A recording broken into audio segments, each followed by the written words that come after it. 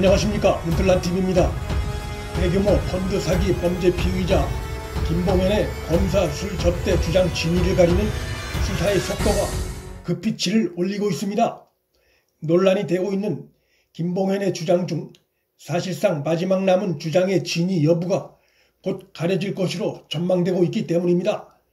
28일에 실시된 남부지검 수사팀의 두 번째 출정 조사 과정에서 김봉현이 현직 검사 술 접대 날짜를 특정한 것으로 전해졌습니다. 첫 번째 출정 조사에선 접대 날짜를 특정하지 않았던 김씨가 두 번째 출정 조사에서 날짜를 특정한 것은 수사팀이 김봉현 자신과 술집 종업원들의 휴대전화 포렌식 자료 등을 토대로 추궁을 계속하자 어쩔 수 없이 접대 날짜를 특정한 것으로 보입니다. 김봉현이 옥중 편지 등에서 주장했던 다른 내용들, 즉 야당 정치인 로비 관련한 진술과 검사 술 접대 관련 진술을 윤 총장의 사단이 관련돼 윤 총장이 뭉갠 의혹이 있다는 주장은 사실상 사실무근으로 판명난 상태입니다. 송사면, 박순철 등 이전 남부지검장들 모두가 검사 술 접대 보고 자체가 올라온 적이 없고 야당 정치인 로비 관련 진술은 김봉현이 아닌 라임의 다른 피의자로부터 진술이 있었던 것이지만 그간 수사가 진행돼 왔고 윤 총장도 철저한 수사를 당부했다는 사실이 확인됐기 때문입니다. 남은 것은 과연 수사팀장을 비롯한 현직 검사 3명을 강남에서 1,000만원어치 술 접대했다는 그의 주장이 사실인지 여부인데 그것의 진위 여부가 곧 밝혀지게 된 것입니다.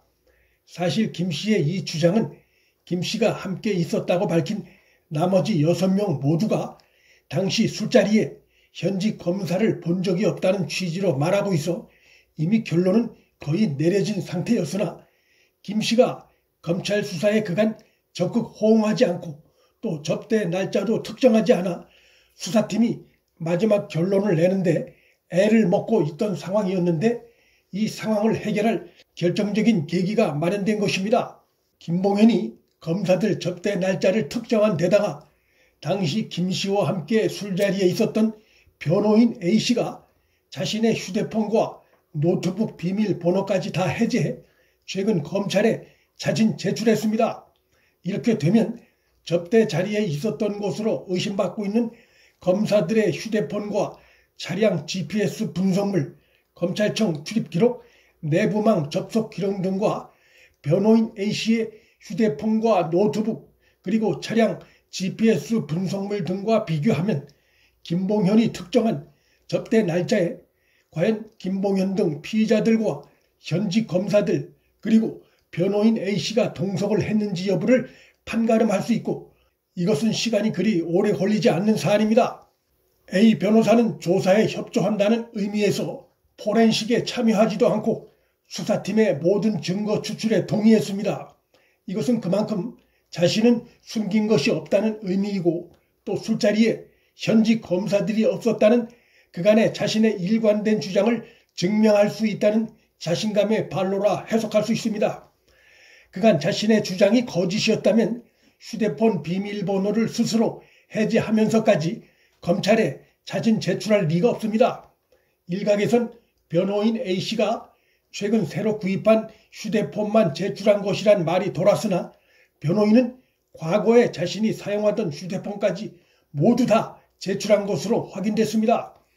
물론 김봉현이 현직 검사에게 술 접대를 실제로 했는지 여부 그 자체가 장관 추미애가 윤 총장을 겨냥해 두 번째로 강행한 수사 지휘권 박탈의 명분이 될 수 없다는 것은 상식입니다. 윤 총장이 술 접대 받은 검사들 비위사실 은폐에 연루됐거나 무마했다는 근거가 나오지 않는 한 수사 지휘권을 남발한 추미애의 행위에 위법 부당성엔 변함이 있을 수 없습니다.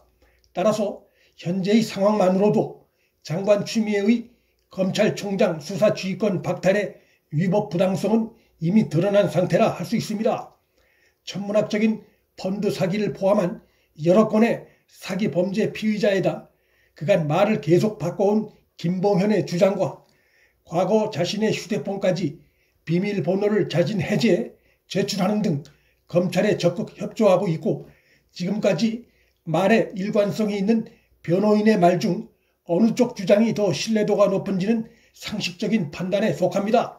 지금까지 전개되어 온 수사 상황들을 종합할 때 사기범죄 피의자의 말만 듣고 검찰총장의 수사 지휘권까지 박탈한 장관 추미애는 대망신이 임박한 것으로 보이고 나아가 직권남용과 공무집행 방해, 검찰청법 위반 등으로 법적 처벌도 유력해 보입니다. 장관 추미애는 최근 국감장에서 사기범죄 피의자 김봉현을 공익제보자로 추켜세워야 한다는 황당한 발언을 해 어떻게 많은 투자자들에게 천문학적 피해를 입힌 범죄 피의자를 공익제보자로 추켜세울 수 있느냐는 거센 비난을 자초한 바 있습니다. 합리적이고 합법적인 확인 절차도 거치지 않고 사기 범죄 피의자 말을 듣고 검찰총장의 수사 지휘권부터 박탈한 자신의 행위를 억지 합리화하려는 이성을 상실해가는 모습이란 비판을 명키 어렵습니다. 장관 추미애는 일전의 국회 답변 과정에선 자신의 아들의 황제 군 복무 의혹을 제기한 당직사병 현모 씨의 공익 제보에 대해선 공정은 세치혀에서 나오는 게 아니다라며 반대로 깎아내리는 이율배반적인 모습을 드러낸 바 있습니다. 당직사병 현모 씨의 주장은 검찰 조사에서도 다 사실로 확인됐습니다. 현재 남부지검의 수사 상황을 볼 때 김봉현의 거짓 주장은 조만간에 수사 결과로도 밝혀질 것이 전망됩니다. 이렇게 되면 한명숙 사건 증인 강압수사라는 허위 프레임과 검언유착이라는 허위 프레임에 이어 세 번째로 밝혀지는 윤 총장의 수사 문객이라는 추미애의 허위 프레임이 될 전망입니다. 추미애는 더 이상 숨을 것이 없는 상황입니다. 추미애의 장관으로서의 또 억지 주장에 마지막이 임박했고 그것은 그의 배우 역할을 한 현 정권에도 치명상이 될 수밖에 없습니다. 윤플란TV 여기서 마칩니다.